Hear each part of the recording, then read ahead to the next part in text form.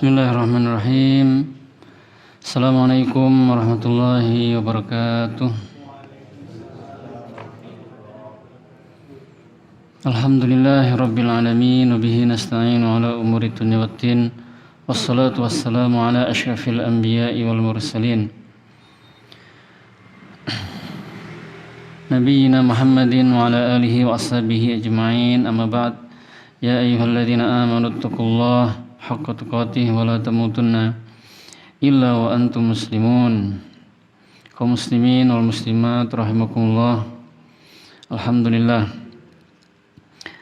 Marilah kita bersyukur kepada Allah Subhanahu wa taala atas limpahan nikmat yang diberikan kepada kita sehingga pada malam hari ini kita bisa hadir di masjid yang mulia ini untuk mengkaji kitab Syama'ilin Nabi sallallahu alaihi wasallam yang ditulis oleh Imam At-Tirmizi rahimahullah.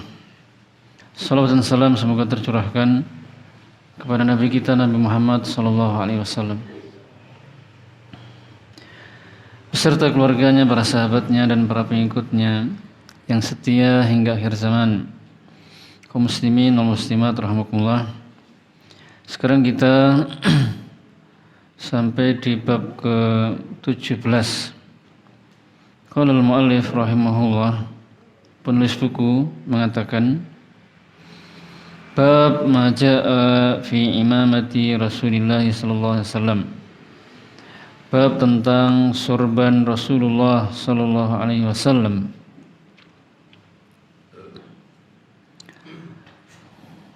Sorban atau imamah adalah sesuatu yang dipakaikan di kepala,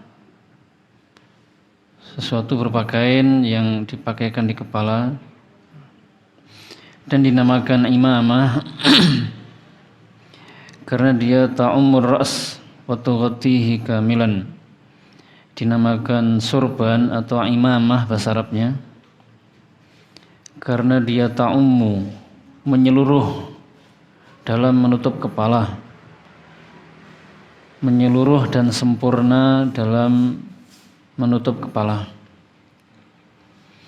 Adalah Rasulullah SAW memakai sorban, para sahabat juga memakai sorban, dan juga orang-orang Arab baik yang kafir juga memakai sorban. Jadi memakai sorban itu bukanlah suatu sunnah, hukumnya bukan sunnah atau diperintahkan. Rasulullah dan para sahabat memakai sorban itu karena masyarakat beliau memakai sorban, penduduk negeri beliau orang-orang Arab memakai sorban semuanya begitu. Dan sebagaimana yang telah sering disampaikan bahwasanya kita dalam memakai pakaian penutup kepala dan yang lainnya dari perkara-perkara adat,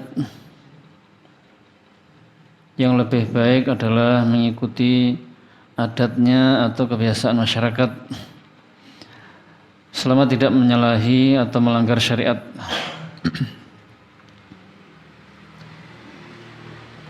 Jadi Rasulullah memakai sorban itu karena masyarakatnya memakai sorban dan itu tidak melanggar syariat. Jadi dalam masalah memakai penutup kepala itu sama dengan memakai pakaian. Pada asalnya hukumnya itu halal atau mubah.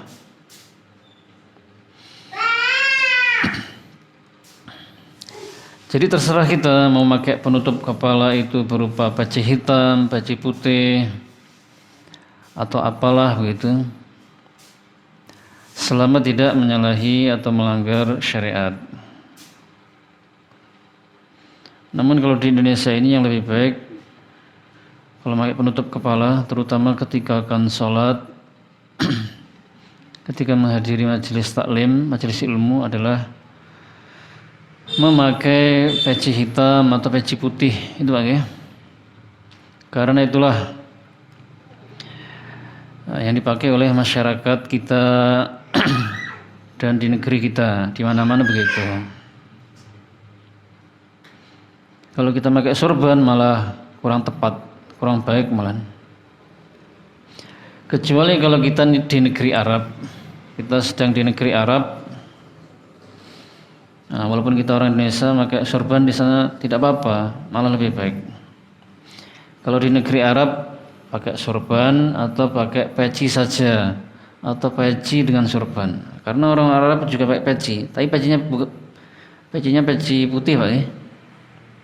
Bukan peci hitam.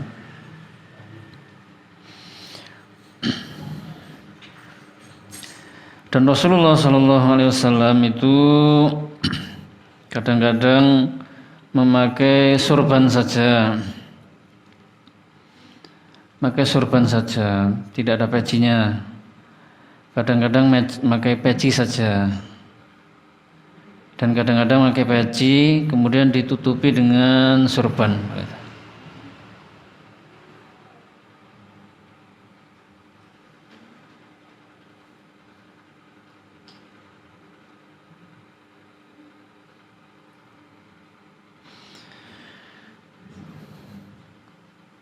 Ya, berikutnya hadis ke-115. Muhammad bin Bashar telah menceritakan kepada kami, ia berkata, Abdurrahman bin Mahdi telah menceritakan kepada kami dari Hamad bin Salamah, Mahmud bin Ghailan telah menceritakan kepada kami, ia berkata, Waqi' telah menceritakan kepada kami, ia berkata,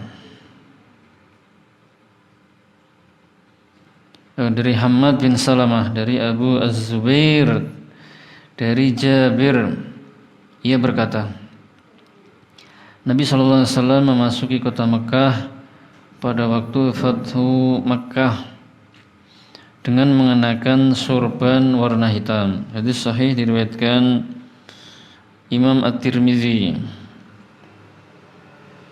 Ibnu Abi Syaibah, Ahmad, dan yang lainnya. Di dalam hadis ini Jabir radhiyallahu anhu mengatakan bahwasanya Nabi SAW ketika memasuki kota Mekah, maksudnya pada Fathu Mekah, membawa 10.000 pasukan itu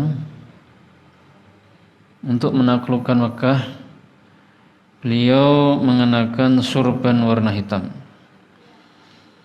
Di hadis ini seperti itu, tapi di hadis yang pertemuan lalu ketika pembahasan bab ke-16 tentang topi perang Rasulullah, dikatakan beliau ketika Fathu Mekah, masuk kota Mekah, mengenakan topi besi. Seakan-akan bertentangan Pak ya. Padahal hadisnya sama-sama sahih dan itu tidak bertentangan. Para ulama menggabungkan, ada sebagian ulama mengatakan maksudnya adalah Rasulullah ketika Fathu Mekah memakai topi besi saja.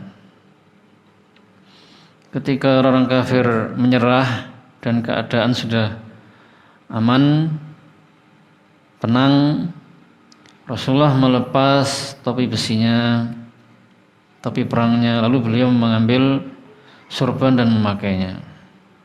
Warnanya hitam. Kemungkinan maksudnya yang pertama seperti itu.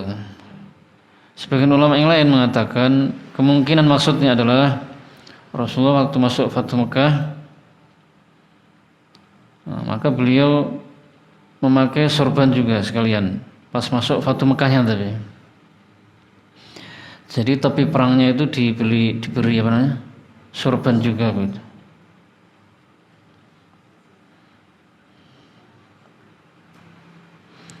Jadi intinya tidak bertentangan. Rasulullah memang pas masuk Fathu Mekah memakai dua-duanya. Kemungkinan dipakai dua-duanya, kemungkinan topi perangnya dilepas dulu baru pakai sorban.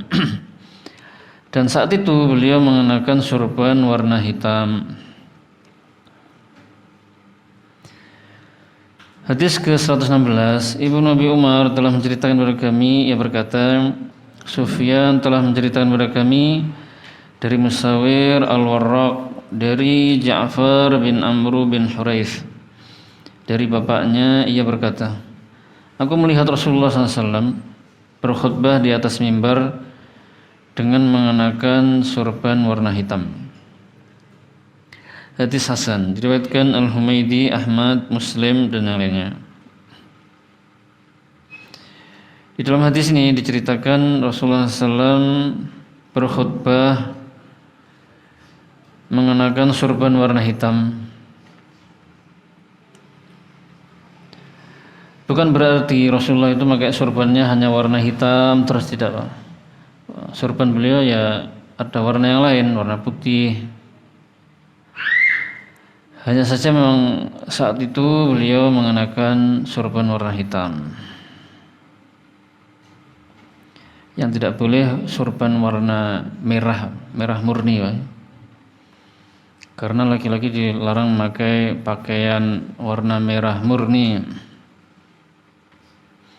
Hadis ke-117, Mahmud bin Ghailan dan Yusuf bin Isa telah menceritakan kepada kami, keduanya berkata, Waqi' telah menceritakan kepada kami dari Musawir al-Warraq, dari Ja'far bin Amr bin Huraith, dari bapaknya, sesungguhnya Nabi SAW berkhutbah di hadapan para sahabat dengan mengenakan sorban hitam. Hadis sahih. Hadis ini sama dengan hadis yang sebelumnya. Secara makna sama. Bahwasanya Rasulullah SAW memakai sorban hitam saat berkhutbah. Hanya saja penulis buku membawakan dua hadis yang semakna ini, tapi kok dicantumkan dua-duanya karena jalur periwayatannya berbeda, sanadnya berbeda. Intinya menjelaskan bahwasanya beliau memakai sorban dan waktu khutbah memakai sorban warna hitam. Hadis 118, Harun bin Ishaq Al-Hamdani telah menceritakan kepada kami, ia berkata, Yahya bin Muhammad Al-Madani telah menceritakan kepada kami dari Abdul Aziz bin Muhammad, dari Ubaidullah bin Umar, dari Nafi, dari Ibnu Umar. Ia berkata, apabila Nabi SAW mengenakan sorban, beliau akan menjulurkan ujung sorbannya hingga sampai di antara kedua bahunya. Nafi' berkata, Ibnu Umar juga melakukannya. Ubaidullah berkata, aku melihat Al-Qasim bin Muhammad bin Salim, keduanya juga melakukannya. Jadi Rasulullah dalam memakai sorban itu dijulurkan ujungnya. Sorban dijulurkan aja begitu.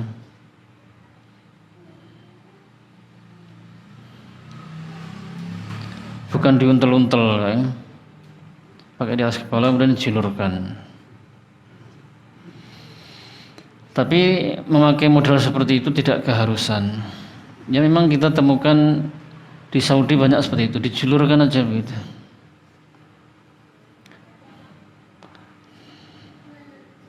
Ditaruhnya di atas kepala, ya. Kemudian dijulurkan. Tapi mau model dijulurkan ke belakang juga tidak apa-apa. Atau mungkin dilepat ke belakang begini juga tidak apa-apa.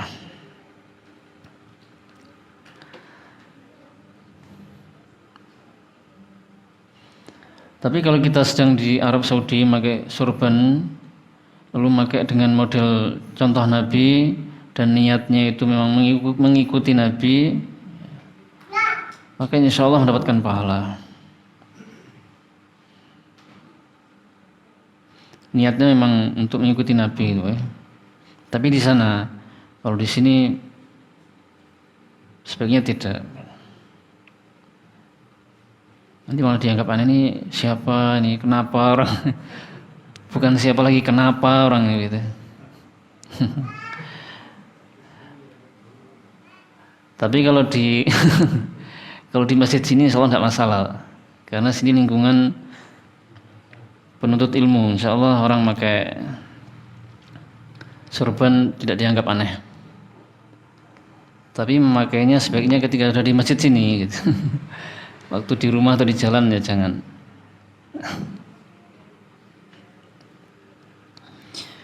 Hadis berikutnya, Yusuf bin Isa telah menceritakan kepada kami, ia berkata, Waqi' telah menceritakan kepada kami, ia berkata, Abu Sulaiman, ia adalah Abdurrahman bin Al-Ghasil, telah menceritakan kepada kami dari Ikrimah, dari Ibnu Abbas, sesungguhnya Nabi SAW berkhutbah di hadapan para sahabatnya dengan mengenakan sorban yang terkena minyak rambut. Hadis riwayat Imam Ahmad dan Bukhari. Intinya beliau memakai sorban.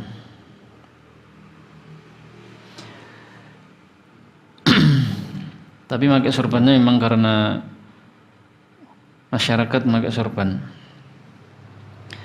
Kaum muslimin wal muslimat rahimakumullah. Kemudian perlu diperhatikan bahwasanya tidak ada satupun hadis yang sahih atau hasan yang menjelaskan tentang keutamaan sorban atau memakai sorban. Yang ada hadis yang sahih atau yang hasan itu adalah menjelaskan bahwasanya Nabi memakai sorban, begitu saja. Nabi memakai sorban hitam. Nabi memakai sorban hitam ketika khutbah. Adapun tentang keutamaan sorban itu tidak ada sama sekali. Hadisnya semuanya palsu. Di antara hadis yang palsu tentang sorban adalah salatun bi'imamatin khairun min 25 salatan bila imamah. Salat dengan menggunakan sorban, satu kali salat menggunakan sorban lebih baik daripada salat 25 kali tapi tidak menggunakan sorban. Hadisnya palsu.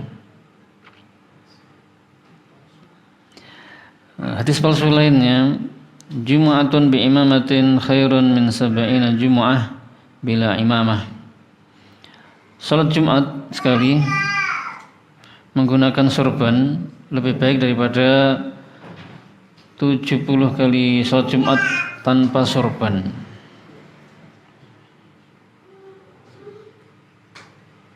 Hadisnya palsu.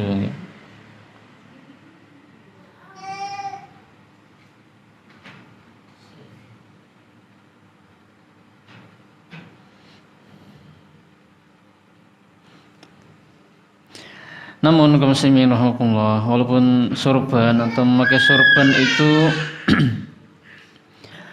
tidak sampai ke tingkat sunnah atau diperintahkan, kita tidak boleh membenci itu. Ada sebagian orang itu membenci sorban. Ya, tidak perlu dibenci, karena itu memang pakaian orang Arab, Nabi juga memakainya, biasa saja begitu. Namun juga tidak boleh kita berlebihan terhadap sorban sampai mengatakan sunnah dan pahalanya begini-begini, seperti sebagian orang itu berlebihan terhadap sorban.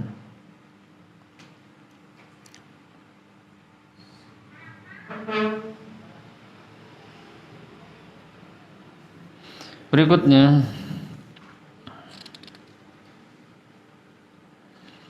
bab ke-18, bab maja'a fi izari Rasulillah sallallahu alaihi wasallam. Bab tentang sarung Rasulullah sallallahu alaihi wasallam. Hadis ke-119. Ahmad bin Mani' telah menceritakan kepada kami, ia berkata, Ismail bin Ibrahim telah menceritakan kepada kami. Ia berkata, Ayub telah menceritakan kepada kami. Dari Humaid bin Hilal dari Abu Burdah. Ia berkata, Aisyah memperlihatkan kepada kami pakaian yang telah lusuh dan kain sarung kasar. Seraya berkata, Rasulullah SAW dicabut ruhnya saat mengenakan kedua pakaian ini. Hadis sahih diriwayatkan Imam At-Tirmizi, Bukhari, Ahmad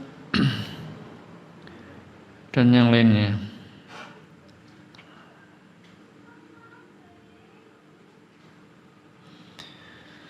Di dalam hadis ini Aisyah radhiyallahu anha memperlihatkan dua pakaian, Pak. Yang satunya itu adalah potongan kain, maksudnya seperti selimut begitu,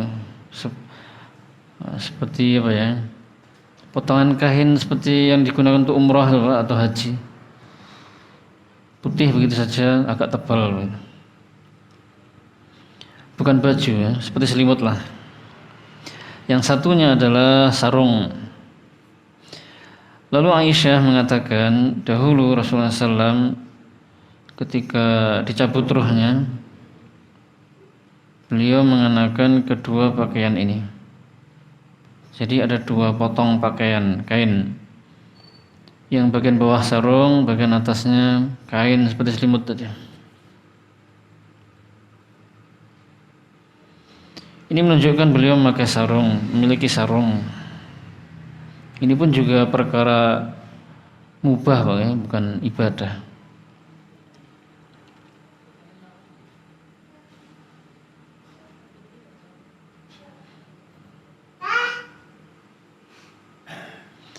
Kalau di Indonesia ini, kalau seperti sholat misalnya, maka yang lebih baik yang memakai sarung gitu. Yang bagian atasnya mungkin baju batik, baju takwa, baju koko. Kalau peci putih, peci hitam, nah itu yang paling baik. Karena itu pakaian penduduk negeri dan tidak menyalahi syariat. Wallahu a'lam kalau di Arab, mungkin di sebagian Arab, tapi ya, Arab yang lain wallahu a'lam. Kalau di negara lain tertentu itu, Pak, itu sarung itu kalau dipakai laki-laki mereka kaget, Pak. Mereka merasa gimana gitu, sama malu-malu bagaimana, maksudnya laki-lakinya. Karena di negara mereka sarung itu hanya dipakai wanita gitu. Kalau dipakai laki-laki seperti wanita ini laki-laki ini.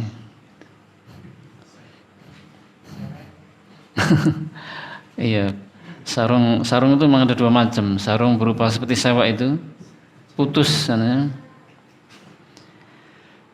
Kalau di Arab memang seperti itu. Sarung itu maksudnya sewak itu. Kalau di Indonesia sarung itu tidak putus.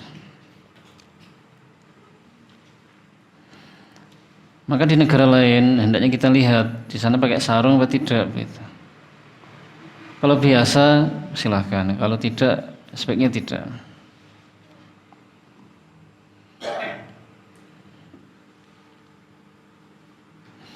Hadis ke-120, Mahmud bin Ghailan telah menceritakan kepada kami, ia berkata, Abu Dawud telah menceritakan kepada kami dari Syu'bah dari Al-Ash'ath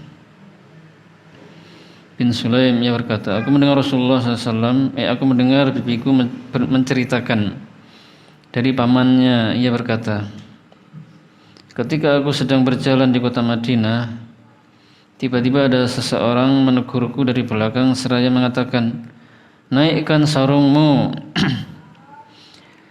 karena yang demikian itu lebih mendekatkan pada ketakwaan dan sarungmu jadi lebih tahan lama. Ternyata orang tersebut adalah Rasulullah SAW. Aku pun berkata kepada beliau, wahai Rasulullah, sesungguhnya jubah ini bagus. Rasulullah SAW menjawab, bukankah aku yang menjadi teladan bagimu?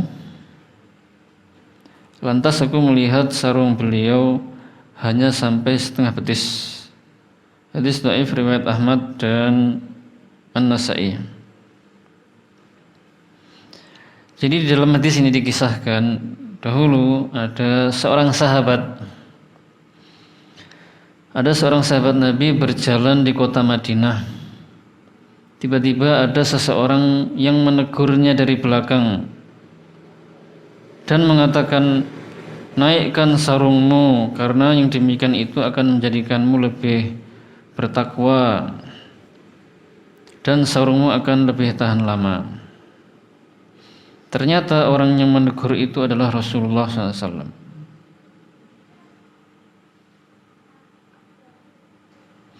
Maka laki-laki itu berkata kepada Rasulullah, wahai Rasulullah, pakaian saya ini bagus, jubah yang bagus, tapi bukan yang bagus mewah begitu. Maka Rasulullah SAW menegur kembali, bukankah aku yang menjadi teladan bagimu? Maksudnya teladan dalam segala hal, termasuk dalam hal berpakaian. Maka sahabat itu melihat Nabi, melihat sarungnya Nabi, dan sarung beliau itu batasnya sampai setengah betis, pertengahan betis.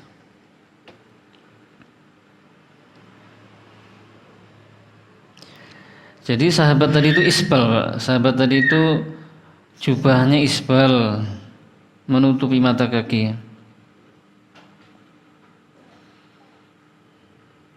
Ditegur oleh Nabi, ini menunjukkan perkara isbal itu perkara yang besar, bukan perkara remeh atau kecil. Angkat sarungmu, gitu. Karena itu akan menjadikan kamu lebih bertakwa. Ternyata walaupun kain sarung atau celana itu tidak isbal, ternyata bisa menimbulkan ketakwaan, gitu.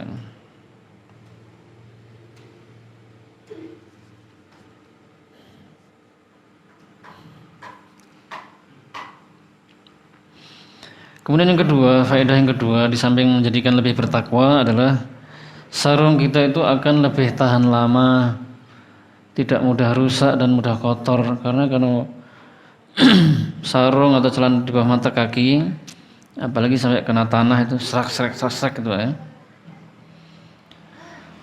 bisa sobek dan gampang kotor. Tapi kalau di atas mata kaki, itu tahan lama dan bersih gitu.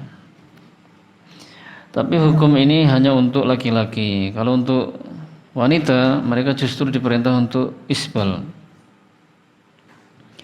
Wanita itu jubahnya harus menutupi mata kaki.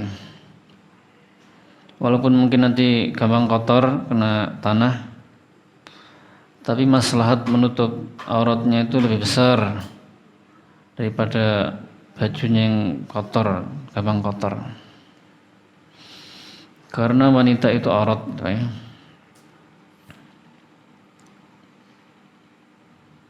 Kalau laki-laki dilarang isbal, pakaiannya dilarang menutupi mata kaki atau sampai di bawahnya mata kaki. Dan isbal itu hukumnya haram, baik sombong maupun tidak sombong. Jadi isbal haram itu bukan hanya karena sombong, tapi juga walaupun tidak sombong. Sebagaimana Rasulullah SAW sabda, ma asfala minal ka'baini minal izar fa finnar. Apapun yang di bawah mata kaki berupa pakaian, sarung, maka tempatnya di neraka. Maksudnya di neraka bukan sarungnya, Pak, tapi orangnya. Dalil berikutnya, Rasulullah SAW sabda, salasatun la yukallimullah yaumal qiyamah wa la yanzuru ilaihim wa la yuzakkihim wa lahum azabun alim. Al-musbil wal mannan wal munafiqu sil'atahu bil halifil kadhib.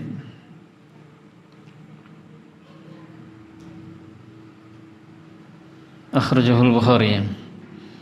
Ada 3 golongan orang yang tidak akan diajak bicara oleh Allah, tidak akan dilihat, tidak akan disucikan, dan akan mendapatkan siksa yang pedih. Ada 4 ancaman yang keras, yaitu orang yang isbal, orang yang kemudian orang yang mengungkit pemberiannya, dan orang yang melariskan dagangannya dengan sumpah palsu.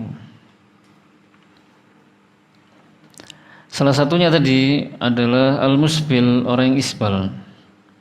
Tidak ada keterangan di situ karena sombong, tidak ada. Yang penting orang yang isbal mendapatkan 4 ancaman keras, hukuman yang keras, mengerikan.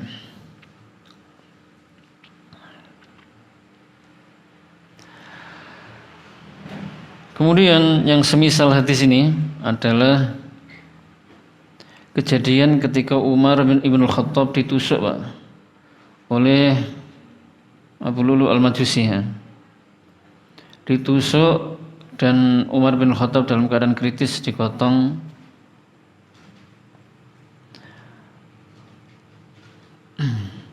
Lalu intinya ada seorang pemuda di situ juga, dan sarungnya itu isbal. Umar ini sudah kelengar-kelengar, sudah mau meninggal, sudah, Pak. Tapi melihat pemuda isbal itu ditegur langsung, angkat sarungmu, karena itu lebih menjadikan sarungmu lebih bersih dan lebih menjadikanmu bertakwa kepada Allah Subhanahu wa taala. Jadi Umar tidak mau membiarkan ada kemungkaran, padahal kondisinya seperti itu. Ini menunjukkan bahwasanya isbal itu haram dan mengerikan. Hadis berikutnya, Suwaid bin Nasr telah menceritakan kepada kami, ia berkata, Abdullah bin Mubarak telah menceritakan kepada kami dari Musa bin Ubaidah, dari Iyas bin Salamah bin Al-Aqwa, dari bapaknya ia berkata, Utsman bin Affan mengenakan sarung yang ujung bawahnya itu setinggi setengah betis. Utsman berkata, beginilah cara sahabatku, maksudnya Nabi, mengenakan sarungnya. Bapaknya berkata, Utsman bin Affan mengenakan sarung yang ujung bawahnya setinggi setengah betis. Utsman berkata, beginilah cara sahabatku mengenakan sarungnya. Hadis dhaif.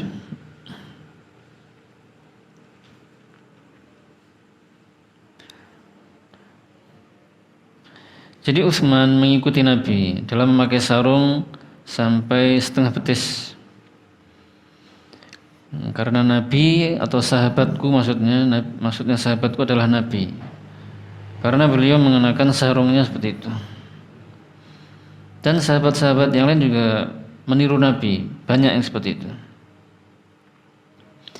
Hadis yang terakhir dari bab ini, Qutaibah bin Sa'id telah menceritakan kepada kami, ia berkata, Abul Ahwas menceritakan kepada kami dari Abu Ishaq, dari Muslim bin Nazir, dari Huzaifah bin Yaman, ia berkata, Rasulullah SAW memegang otot betisku atau otot betis beliau, lalu bersabda, disinilah batas kain sarung. Bila engkau masih belum berkenan, maka turunkan lagi.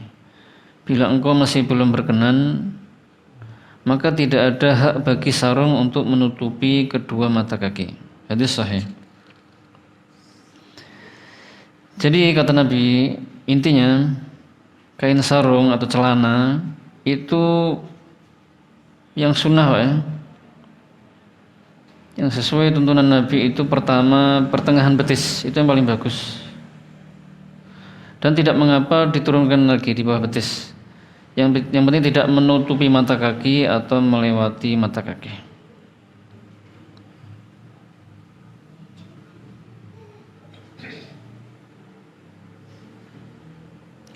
Iya, pertengahan betis, Pak. Bukan di atasnya pertengahan betis. Bukan di bawahnya dengkul, lutut, bukan. Kalau di bawahnya lutut tidak masalah, kalau di rumah begitu aja, santai-santai di rumah. Tapi kalau untuk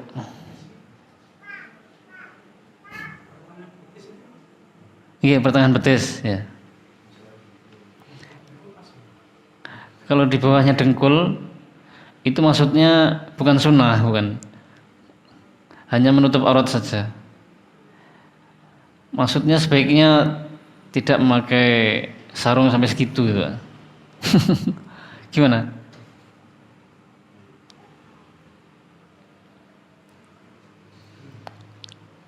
Ada sebagian orang tuh maksudnya begini, tidak memahami setengah betis itu loh Pak.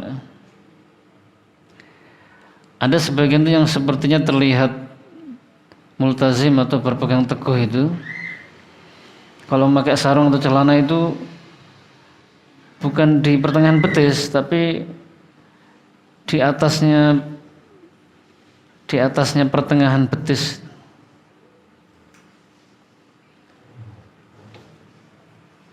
Ini keliru atau benar? Ini malah keliru ya Pak, malah keliru. Jadi yang benar itu ya di pertengahan betis itu. Pertengahan betis. Atau yang di bawahnya. Yang penting tidak menutupi mata kaki.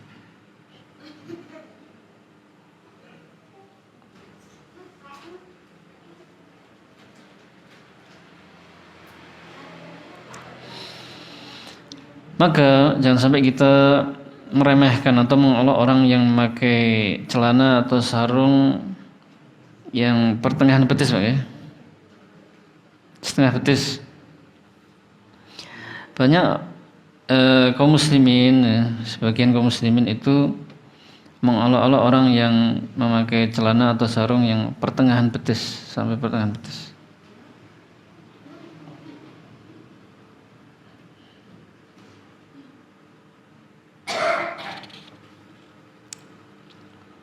Na'udzubillah min dzalik. Baik, berikutnya bab ke-19. Bab majaa fi misyati Rasulullah SAW. Bab tentang cara berjalannya Rasulullah SAW. Qutaibah bin Sa'id telah menceritakan kepada kami, ia berkata, Ibnu Luhay'ah telah menceritakan kepada kami dari Abu Yunus, dari Abu Hurairah.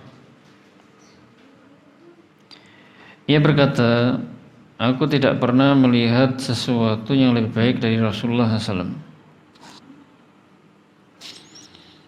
Seolah-olah matahari berjalan di depan wajahnya, dan aku tidak pernah melihat seorang pun yang jalannya lebih cepat dari Rasulullah SAW. Seakan-akan bumi ini dilipat untuknya. Sungguh kami harus bersusah payah untuk berjalan mengikuti beliau, sementara beliau hanya berjalan biasa. Hadis hasan. Abu Hurairah menceritakan bahwasanya tidak ada sesuatu pun, bukan hanya tidak ada satu pun manusia Pak ya, tapi tidak ada sesuatu pun, baik itu matahari, bulan, pemandangan yang indah atau apapun yang lebih indah daripada Rasulullah sallallahu alaihi wasallam. Jadi Rasulullah itu memang sangat indah seluruhnya. Fisiknya, kemudian wajahnya juga, kulitnya, matanya.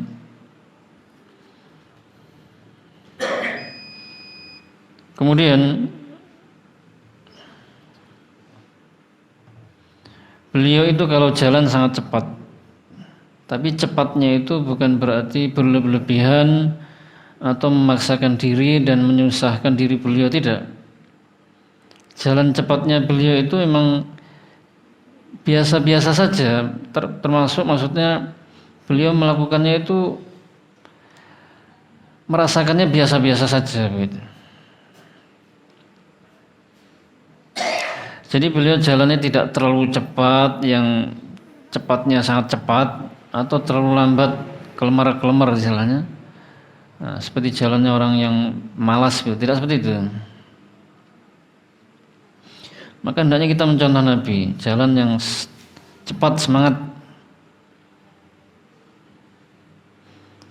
Hadis ke-125. Ali bin Hujr dan selainnya telah menceritakan kepada kami, mereka mengatakan Isa bin Yunus telah menceritakan kepada kami dari Umar bin Abdullah Maula Ghufrah. Ia berkata, Ibrahim bin Muhammad telah mengabarkan kepada kami dari putra Ali bin Abi Thalib. Ia berkata, apabila Ali menceritakan sifat Nabi, ia mengatakan jika beliau berjalan, maka beliau berjalan agak cepat, seolah-olah sedang menuruni bukit. Hadis dhaif. Ini sudah disampaikan di dahulu kalau ya. Di hadis yang sahih juga demikian dikatakan Rasulullah kalau jalan itu cepat seperti menuruni bukit. Hadis ke-126, Sufyan bin Waqi' telah menceritakan kepada kami, ia berkata, bapakku telah menceritakan kepada kami dari Mas'udi, dari Utsman bin Muslim bin Hurmuz, dari Nafi bin Jubair bin Mut'im, dari Ali bin Abi Thalib, ia berkata, apabila Rasulullah SAW berjalan, maka beliau berjalan agak condong ke depan, seakan-akan akan menapaki jalan menurun.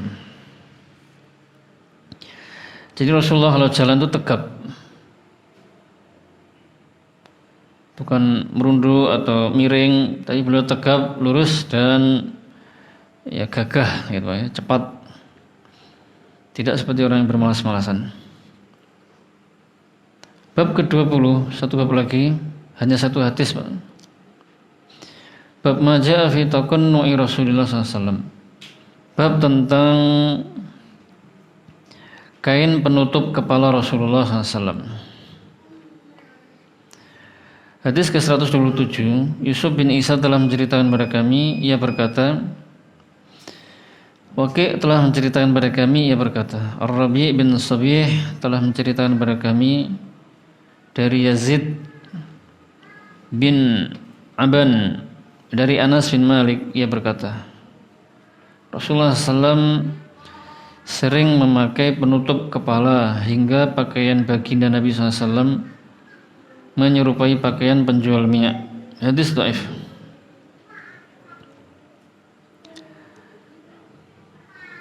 Jadi hadisnya ini lemah, dari segi sanad lemah, dari segi matan juga lemah, matannya juga tidak benar gitu Pak ya. Jadi dua-duanya tidak benar. Karena dalam hadis ini dikatakan Rasulullah itu sering memakai penutup kepala hingga pakaian Nabi menyerupai pakaian minyak. Maksudnya begini, kain penutup kepala itu gini, ya potongan kain diletakkan di kepala karena rambut beliau habis dikasih minyak rambut, lalu dikasih sorban. Nah, tujuannya supaya sorbannya ini tidak terkena minyak rambut itu, atau tidak sampai terkena banyak. Yang benar, Nabi hanya pernah melakukannya, hanya pernah saja, bukan sering. Nah, di dalam hadis ini dikatakan sering. Yang benar bukan sering, tapi hanya pernah, begitu saja. Kaum muslimin wal muslimat rahimakumullah. Demikian kajiannya, mudah-mudahan bermanfaat. Akhirul kalam, subhanakallahumma bihamdika, asyhadu an la ilaha illa anta, astaghfiruka wa atubu ilaik. Wassalamualaikum warahmatullahi wabarakatuh.